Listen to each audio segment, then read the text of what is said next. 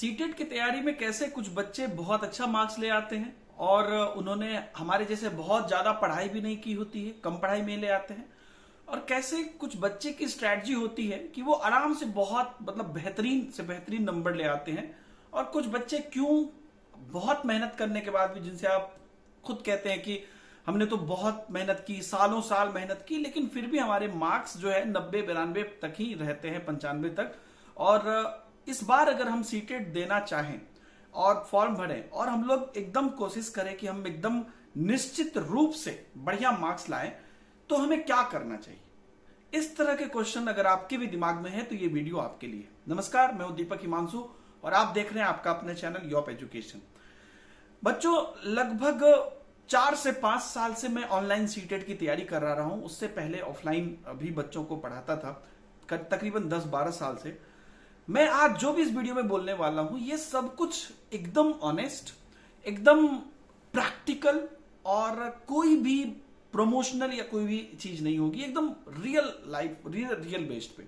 सबसे पहला क्वेश्चन आता है हमारे दिमाग में कि क्या हम बिना पैसे लगाए सीटेट की तैयारी कर सकते हैं? तो मेरा जवाब है हाँ, बिना पैसे लगाए आप सीटेट की बहुत अच्छे से तैयारी कर सकते हैं। कैसे कर सकते हैं? तो मेन बात क्या है, कभी भी आपके जीवन में कोई भी जब काम आता है तो आप क्या करते हैं? जब भी आपने किसी भी कार्य को किया होगा, कोई भी परेशानी आई होगी, तो आपने देखा होगा कि इसका मेन रूट क्या है, इस कारण का, इसका प्रॉब्लम का मेन परेशानी क्या है, और उस परेशानी को आपने हल किया होगा या उसके रास्ते ढूंढे होंगे और फिर जाके किया होगा। बेसिकली सीटेट की तैयारी भी वही है, क्योंकि सीटेट में देखिए, हमें कोई महारथ बनना नहीं है कि हम बहुत ज्यादा साइकोलॉजिस्ट बन जाए, डॉक्टरेट की डिग्री कर लें, पीएचडी कर लें, वो तो हमें करना नहीं। हमें करना क्या है? हमें अच्छा मार्क्स लाना है उस 150 क्वेश्चन में।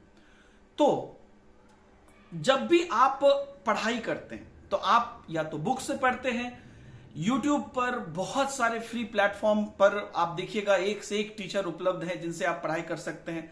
अपने चैनल पर आप बिल्कुल योप एजुकेशन पर फ्री में पढ़ाई कर सकते हैं। जितनी मटेरियल अभी तक दे दी गई है फ्री में, उसमें आप 140 प्लस नंबर ला सकते हैं।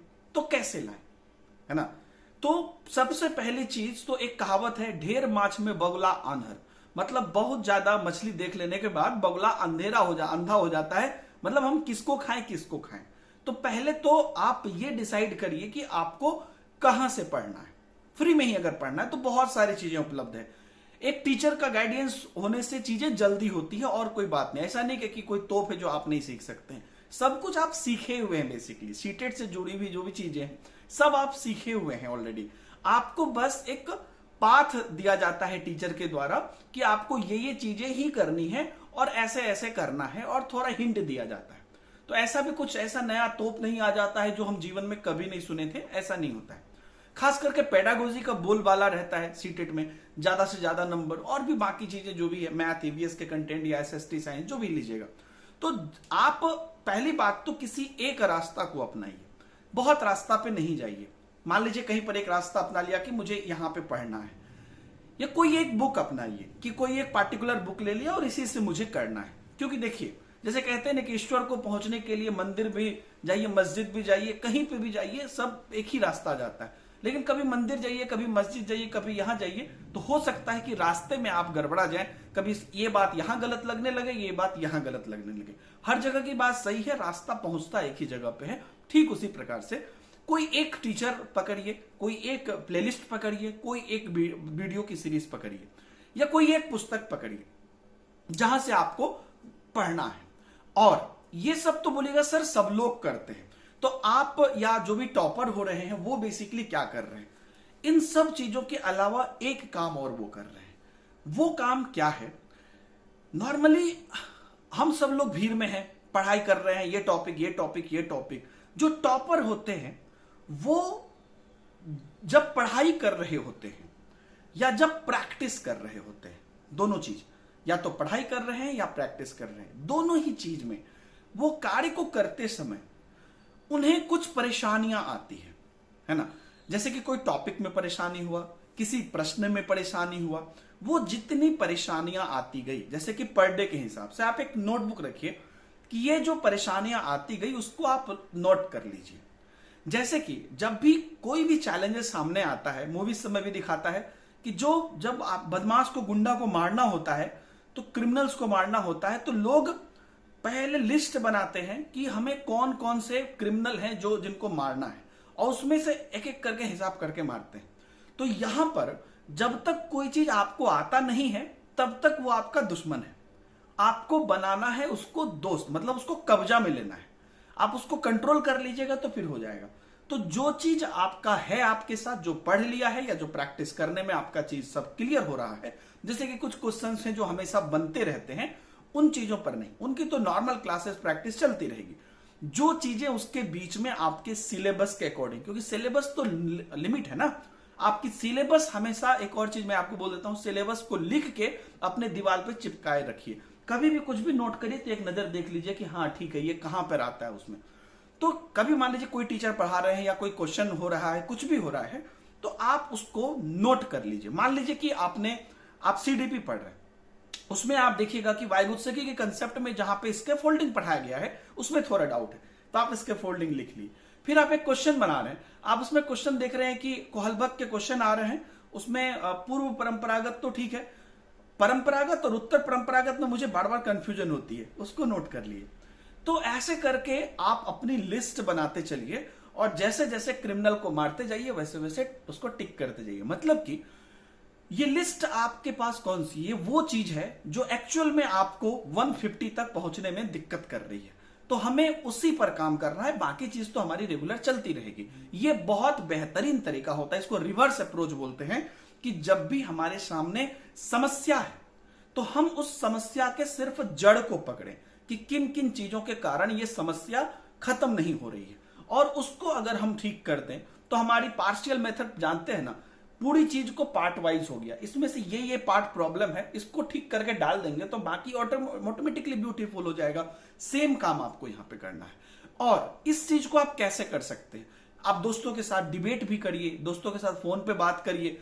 एक और काम कर सकते हैं, जैसे कि मान लीजिए कि आपको, मान लीजिए एक टॉपिक आज आपके लिस्ट तो बन रहा है, अब आपका डेली लिस्ट बनता है, वो अपडेट होगा, आज कुछ क्वेश्चन किया, उसमें भी कोई एक पॉइंट लगा।